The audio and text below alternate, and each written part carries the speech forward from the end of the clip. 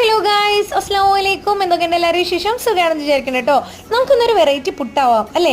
അപ്പോൾ നമുക്ക് എന്നും പുട്ട് കഴിക്കണേക്കാട്ടി ഒരു വ്യത്യാസമായിട്ട് എല്ലാവരും കഴിച്ചാൽ ഒരു ചേഞ്ച് ഒക്കെ ആർക്കും ആവാം അല്ലേ? അപ്പോൾ നമുക്ക് നല്ല ടേസ്റ്റി ആയിട്ട് വേറൊരു വെറൈറ്റി പുട്ട് കഴിക്കാം. ഓക്കെ, അപ്പോൾ നമുക്ക് അതിലോട്ട് ആദ്യം വേണ്ടത് നമ്മുടെ തേങ്ങ ചിരകിയത് അതിലേക്ക് നല്ല ജീരകം ഇട്ട് കൊടുക്കാം.